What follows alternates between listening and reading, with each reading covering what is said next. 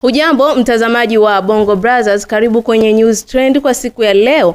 Msomaji wako ni Salama Ringo, nitakayekuletea habari za kitaifa pamoja na kimataifa.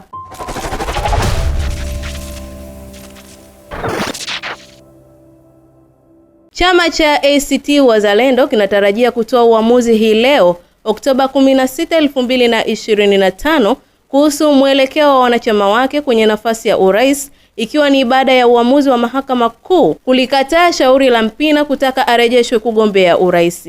Uamuzi huo unakuja ikiwa ni baada ya kikao cha dharura cha kamati ya uongozi wa chama hicho kilichofanyika usiku wa jana Oktoba 15 chini ya kiongozi wake Dorothy Semu. Kikao hicho kilijadili hatima ya chama kutokana na uamuzi uliotolewa na Mahakama Kuu ya Tanzania Masjala Kuu Dodoma. Kiongozi mstaafu wa chama Zitto Kabwe, ambaye ni mgombea ubunge wa Kigoma mjini na mjumbe wa kamati ya uongozi, alisema jana kuwa chama kitatangaza leo maelekezo rasmi kuhusu mwelekeo wa kura za wanachama wake.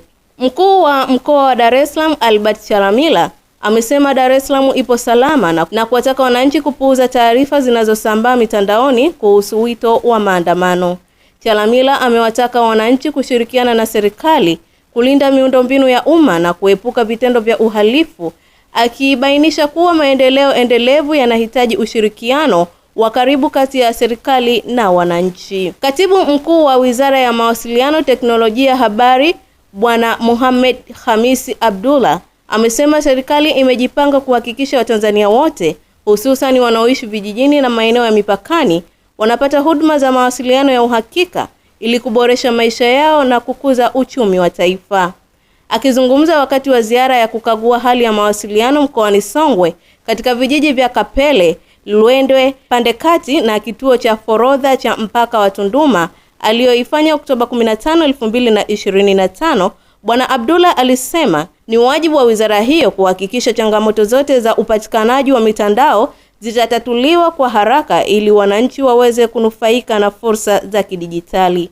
Ameeleza kuwa pamoja na changamoto ndogo zilizopo, Tanzania kwa sasa haina tatizo kubwa la mawasiliano kwa sababu maeneo mengi yana minara ya mawasiliano, na kuwaelekeza watoa huduma wote wa simu kushirikiana kutumia minara iliyopo ili kuwezesha mitandao yote kupatikana kwa urahisi katika vijiji vyote.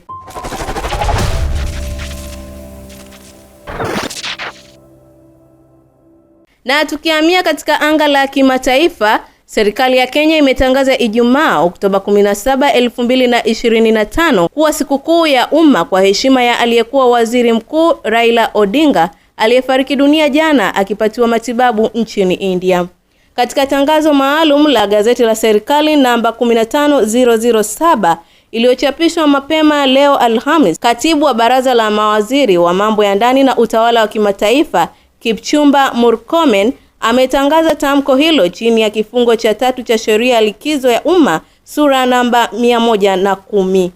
Mazishi ya kitaifa yatafanyika katika uwanja wa Nyayo siku ya Ijumaa. Bendera kote nchini Kenya zimekuwa zikipepea nusu mlingoti tangu Jumatano baada ya habari za kufariki kwa Odinga zilipothibitishwa, huku vitabu vya rambirambi vikifunguliwa katika ofisi za serikali, balozi na ofisi za chama cha ODM.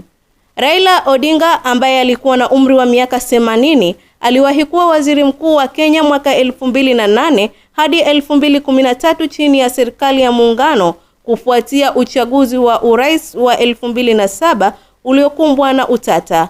Odinga pia alikuwa mgombea wa urais mara 5 na kiongozi wa chama cha Orange Democratic Movement ODM. Na kiongozi mpya wa kijeshi wa Madagascar Kanali Michael Randria ataapishwa rasmi kuwa rais wa mpito wa nchi hiyo, hafla inayotarajiwa kufanyika hapo kesho. Taarifa iliyotolewa leo imeeleza kiongozi huyo ataapishwa kama rais wa kuanzishwa upya kwa Jamhuri ya Madagascar na Mahakama Kuu ya Kikatiba.